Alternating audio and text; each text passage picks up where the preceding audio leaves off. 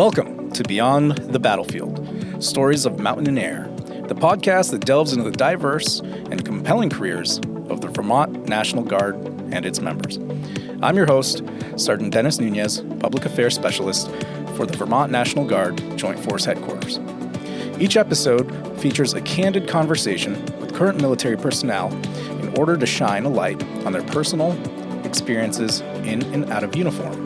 Join us as we uncover the untold stories behind these soldiers and airmen and explore the motivations that drive individuals to pursue a career in the armed forces. Today I'm joined by the one and only amazing athlete, biathlon athlete, Sergeant Deedra Irwin. Deedra, thank you for being here with us today. How are you doing? I'm doing wonderful. It's great. So I want to kind of talk to you about your pathway of, you're a U.S. Olympic biathlon athlete and also a Vermont National Guard member.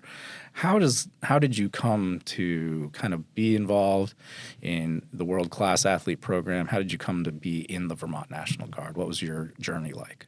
Yeah, well, it's a long journey. I'll start from when I was younger. I grew up running. I was a very competitive runner. I loved it. Wanted to be an Olympic runner when I grew up. And at 16, I learned how to Nordic ski to help stay in shape for running. And I also fell in love with that. And it kind of morphed into me becoming more of a Nordic skier than a runner. But I went to college at Michigan Technological University, and I did 3 sports. I did cross-country running, Nordic skiing, and track and field. And then my super senior year of college, I qualified for the under-23 World Championships team, and I went out to Kazakhstan to represent Team USA as a Nordic skier. And that kind of opened up my mind to professional athleticism and Nordic skiing. And so after college, I actually took a chance, moved out to Sun Valley, Idaho, and I joined a professional ski team out there. And I skied with them for 2 years. I was a pretty decent athlete, had a couple, top results in the nation, but I knew my reality of the 2018 Olympics was not really there for Nordic skiing. So I was thinking about using that season to retire. I let a couple friends know that I was going to be my last year. And then one of my friends reached out to me and she was like, well, what about biathlon? And I was like, what about it? And so she told me about this program where you can actually apply to do this talent ID camp with US Biathlon. And so I was like, well, why not? In this year where I'm thinking about transitioning, why don't I just do it in biathlon instead of Nordic skiing? And so I went out to Lake Placid, New York, and I did a week-long camp of this is biathlon. They handed me a rifle. They tried to teach me how to use it. They tested all my athletic abilities. And by the end of the week, I was sold. I loved it. I thought it was so cool. Just adding that component of precision shooting into the middle of an already very difficult Nordic ski race was just the puzzle piece for me that I was like, I love this. And I loved the passion of all the athletes and the coaches and everybody. So it was a super easy sell for me.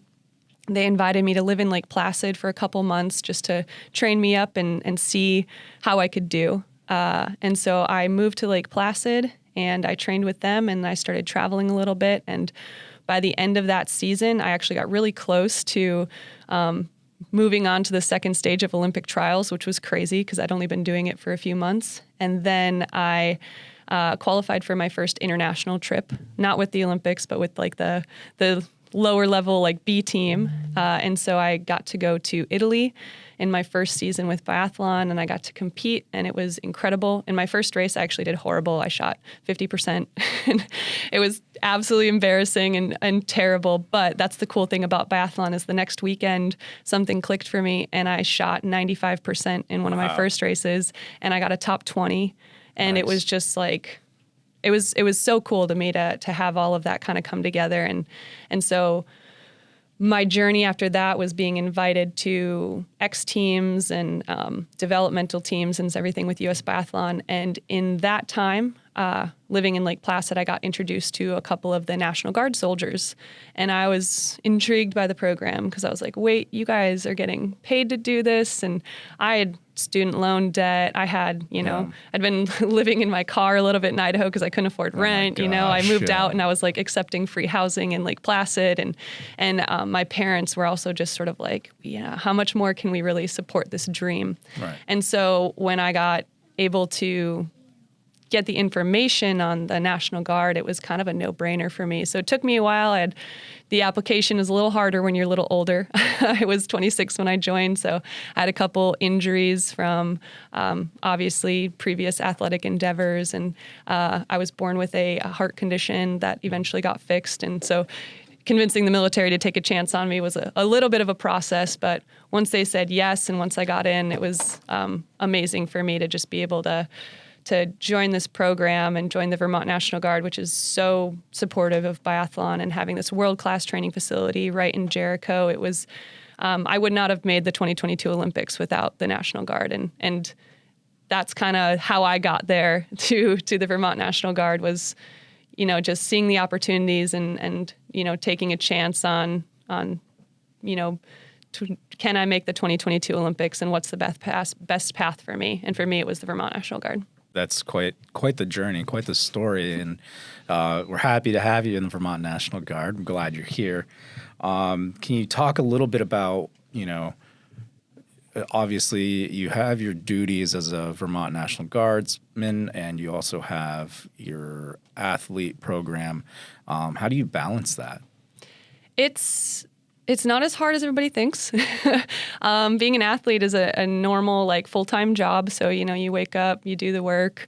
And with the guard duties, once a month, we just go to our units on the weekends if we're in town. If we're not, usually we can come back and we can split train and we can make up the duties when we can't. So being a 42 Alpha was really nice for me because I was able to most of the time, I'm not out in the field or anything like that. I get to go sit in an office and kind of actually relax a little bit, help with paperwork and work with people that way. So that's kind of nice. But yeah, a lot of it is just balance, the same way like any other job works, just finding that balance and then making the effort to do the right thing. So making sure we're going to our units and fulfilling our duties as guardsmen, but also, most of our units understand that we are full-time athletes. And a lot of times, like when I'm gone all winter, very hard for me to show up to drill. So when I get back and I can do annual training or anything like that, it's, spending that time with the unit then. So just want to ask you about your training regimen. What does it look like for a biathlete to, prepare for such intense, physical work? I've been to many of the races. One of the first times I watched you compete, I was kind of in awe of just, man, they just keep going. They don't stop. And you're there all day, it seems like, so that takes, quite a bit of training, I'm sure. Yeah, each race is a little different, but most of the races, we have to get to the venue a couple hours early. We have to zero our rifles before every single race, and then we also have to do our warm-up before, and then we have our race, and then we have our cool-down. So a lot of what we're training for is actually we race in the winter, maybe 3 or 4 times a weekend. So we're not just training for one race, we're training for the long haul. So we do a lot of endurance training throughout the season. So the only month we actually get off, quote off, we're still training a little bit, is the month of April. And then May 1st, we start training. And in May, we usually do a lot of volume. It's not really biathlon specific. We're just getting out there and we're just training our bodies and our cardiovascular system to just take a lot of load of training.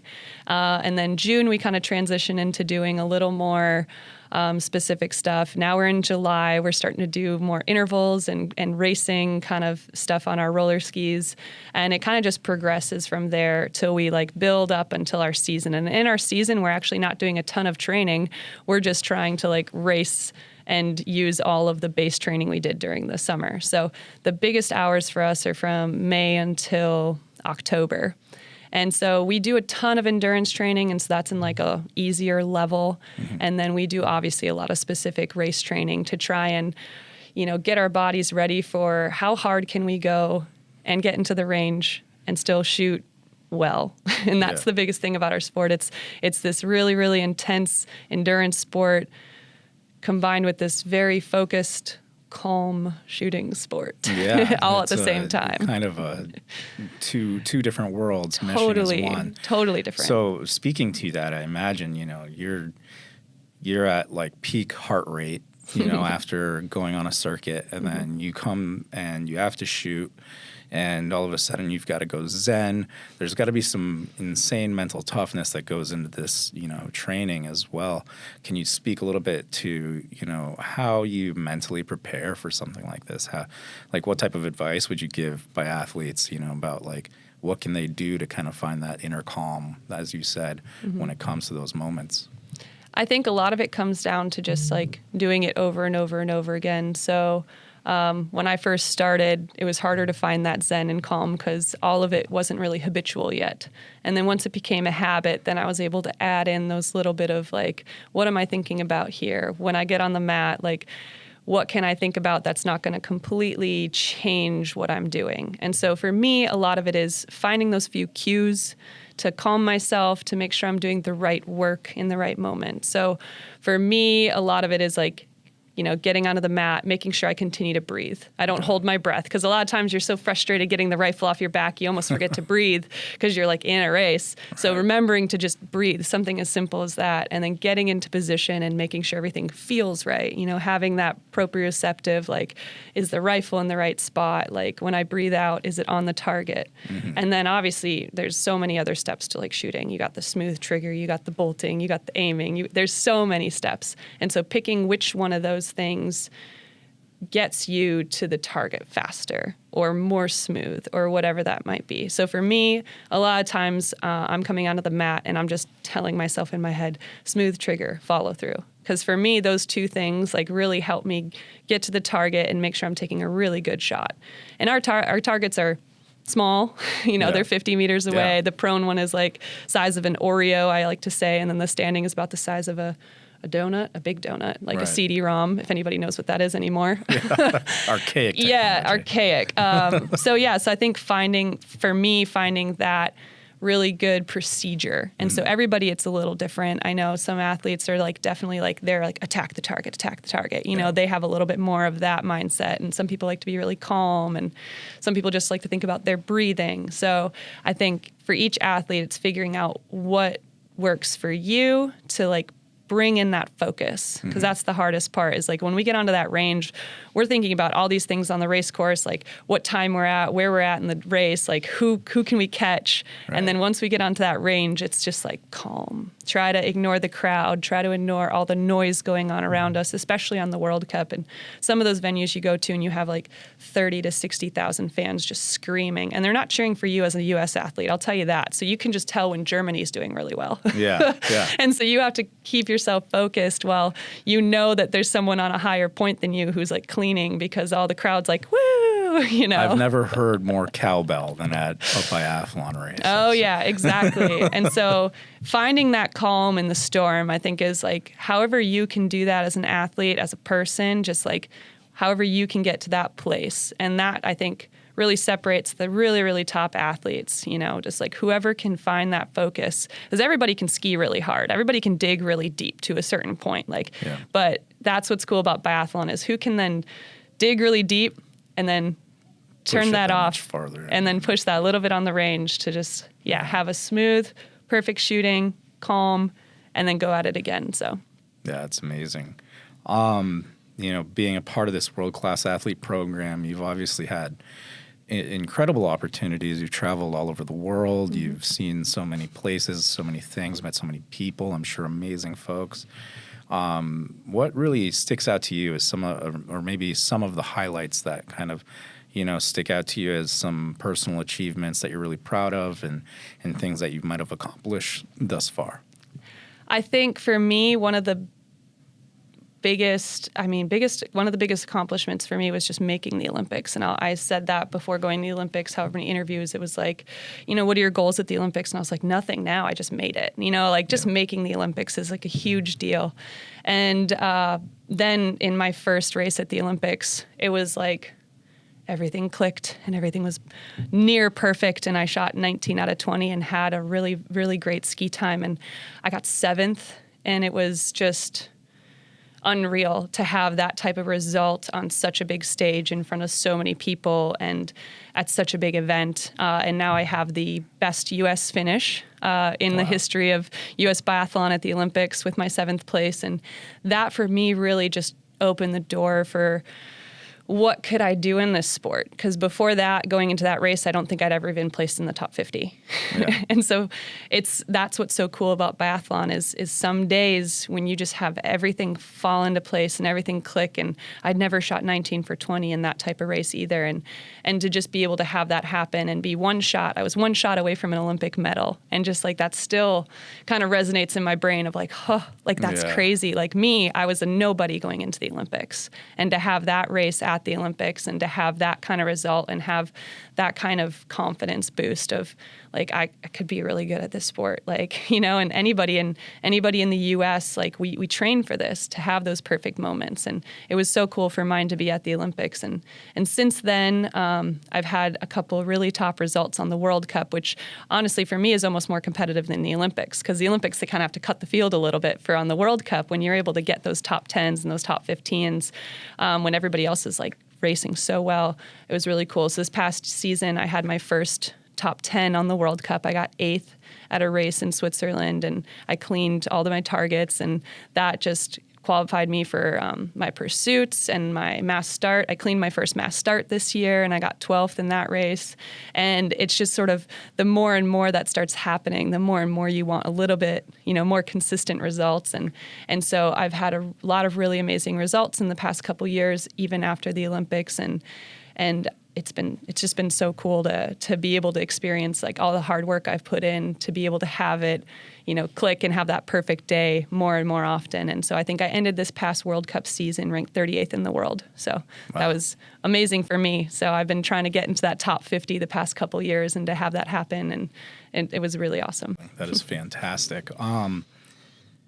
Thinking ahead, you know, and maybe imparting some words of wisdom for people who kind of see this program, maybe don't even know that it really exists and that they can be a part of it. Mm-hmm. What type of advice would you give someone who's kind of interested in becoming, you know, a part of the WCAP program, or becoming even just a biathlete in general? Mm-hmm. I mean, I think for biathlon in general, like it's such a cool sport. And if you have that mindset that you can have a good shooting race and have a good skiing race, and sometimes not have a good shooting race, but have a good skiing race, and know that like there's that little bit, like if you have that perfect day, you could have a really good result. I think that it's such a cool opportunity. I've been able to see so much of the world. Even when I first started being at that lower level, I was still traveling over, you know, in Europe and stuff. So I think it's such an amazing opportunity. And I think for the military side, joining the Vermont National Guard, or joining the National Guard in general, or joining, you know, the Army to go to the WCAP program in any sport, I think a lot of people think like joining the military is very scary. Mm-hmm. But in reality, if you have that kind of toughness already, if you are not afraid to show up and do some hard work, like it is such a rewarding job to be able to serve your country and represent your country on an international level as a soldier, as an athlete, as a person. And so for me, it's been an honor. It's been so rewarding to have that extra support and have that extra, you know, service to what I'm doing. I'm not just an athlete out there. I'm also a soldier, and I'm able to give back to my community and my country in such a unique and inspiring way. And a literal representative of the United States. Exactly, for both Team USA and for the U.S. Army. That's fantastic. What lies ahead for you? What are your future goals? Where are we going, and what's kind of next? Yeah, I mean, after getting top 40 this past season, you know, you got that little bit of, okay, next year I want to get a top 30. I want to get a couple more top 10s. So we race the World Cup every single year. And so I'm really excited to race this next season of the World Cup, especially since it's opening, you know, try like right before the Olympic season, kind of see what kind of shape I'm in. And then for sure, our big goal is 2026 Olympics in Cortina, Milan, Italy. And I think we were so close to a medal last time with the performance I had, and our team has only gotten stronger. So I think like it's a very real possibility that we could finally get that medal at the next Olympics. We're the only winter sport for Team USA that hasn't medaled yet at a Winter Olympics. So it'd be really cool to be able to get there, either me or one of my teammates or as a relay or something, I think it'd be really amazing. So we're all pushing to 2026, and I think it's going to be hopefully really good. I mean, we're all really excited for it. And for me, I think, yeah, like I said, being so close to that medal in 2022, it kind of just lights that fire underneath you to hopefully get that 20 out of 20 or, really race off and end up on the podium.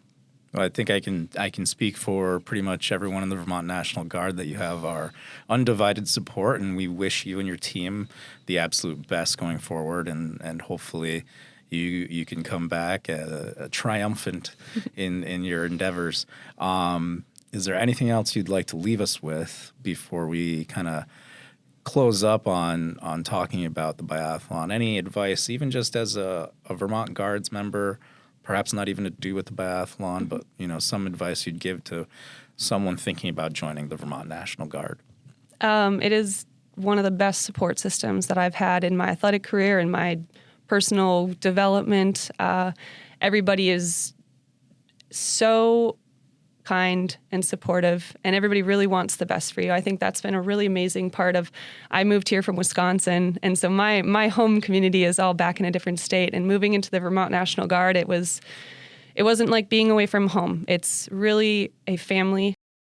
The Vermont National Guard really does an amazing job of really supporting their soldiers and making everybody feel heard, and really wants to make sure that all the soldiers get whatever they can out of their service with the Guard. So I'm so grateful for the community, for pushing me, for supporting me, and for helping me on every little bit along the way throughout my biathlon career and as a 42 Alpha. Awesome. Well, Sergeant Deedra Irwin of the Vermont National Guard, a WCAP athlete, or world-class athlete program athlete, biathlon. Amazing. I've seen you not only compete as a biathlete, but I've also seen you compete as a best warrior. In fact, I think that was the first time I met you, and she absolutely smoked everybody on that course, which was impressive to say the least. Thank you so much for being with us today. We look forward, like I said, to seeing you compete. And again, you have all of our support, and we wish you nothing but the best.